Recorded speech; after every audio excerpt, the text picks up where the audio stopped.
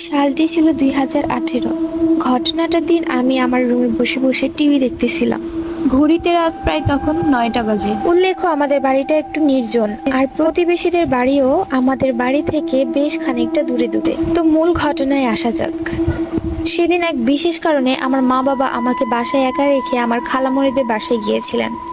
খালামণিদের বাসা আমাদের বাসা থেকে প্রায় 30 মিনিটের পথ।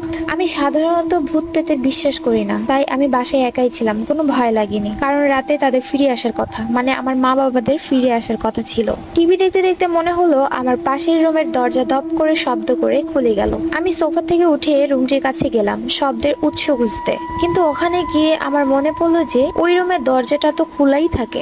তাহলে দরজা খোলার শব্দ এলো কোথা থেকে? মনে মনে একটু ভয় পেলাম, কিন্তু পরক্ষণেই নিজেকে সামলে আবার টিভি দেখতে চলে গেলাম। টিভি দেখতে দেখতে হঠাৎই জানালায় চোখ পড়লো। জানালাটি কাচের হওয়াতে বাহিরের সবকিছু পরিষ্কারভাবে দেখা যাচ্ছিল। আমি কি ভেবে যেন জানালার পর্দা দিতে গিয়ে দেখলাম একটা কুকুরের আকৃতি একটা প্রাণী খুব জোরে মাটি খুঁড়ছে। আমি ভয়ে ভয়ে পর্দা টানতেই যাব, ঠিক তখনই দেখলাম প্রাণীটি খুব দ্রুত বেগে জানালার দিকে এগিয়ে আসছে। মনে হচ্ছিল ওটা জানালা ভেঙে একদম ঘরের ভিতরে ঢুকে যাবে। এই অবস্থায় আমি খুব দ্রুত পর্দা দিয়ে জানালার কাছ থেকে চলে আসলাম। ঘরের মেইন দরজার কাছে গিয়ে দরজাটা খুব ভালোভাবে আটকিয়ে দিলাম। এরপর প্রতিটি রুমের দরজা লক করে আমার রুমে চলে গেলাম। তবুও এক অজানা ভয় যেন আমাকে জেগে ধরলো, তাই আমি আমার রুমের দরজাটাও লাগিয়ে দিয়ে বিছানায় উঠে বসলাম। হঠাৎই মনে হলো আম্মুকে একটা কল দিয়ে জেনে নিই যে তাদের আসতে কতক্ষণ লাগবে। ফোন হাতে নিতেই দেখলাম ব্যাটারি ডাউন। ফোনের চার্জার খুঁজে ফোন চার্জে বসাতেই দেখি ভোল্টেজ আপ ডাউন করছে। ভয়ে ভয়ে চার্জারটা খুলে পাশে রেখে দিলাম।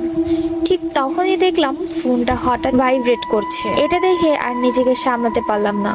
খুব জোরে একটা চিৎকার করে লাফ দিয়ে বিছানার এক কোনায় গিয়ে গুটিসুটি হয়ে বসে রইলাম। ফোনটা ততক্ষণে ছুঁড়ে আমি ফ্লোরে ফেলে দিয়েছি, যার ফলে ফোনের বিভিন্ন অংশ খুলে ছড়িয়ে ছিটে পড়ে আছে। ফোন ছাড়া এখন আমি কিভাবে আম্মু আব্বুর সাথে কথা বলবো? এটা ভাবতেই আমার ভয় যেন আরো বেড়ে গেল। ঘড়িতে তাকিয়ে দেখি রাত প্রায় তখন 1টা বাজে।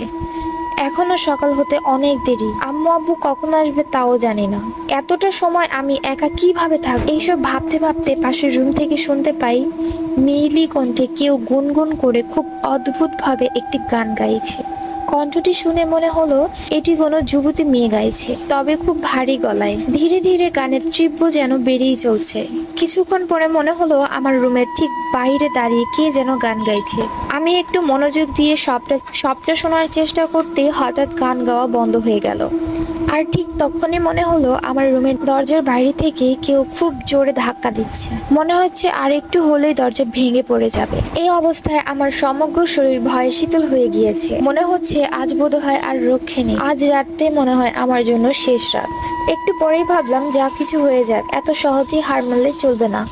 তাই নিজের ভিতর একটা সাহস সঞ্চয় করে জোরে জোরে আয়াতুল কুরসি সহ যত দোয়া দুরুদ পারি সব পড়তে লাগলাম। ভয়ে সব কেমন যেন এলোমেলো হয়ে যাচ্ছিল সব, তবুও পড়তে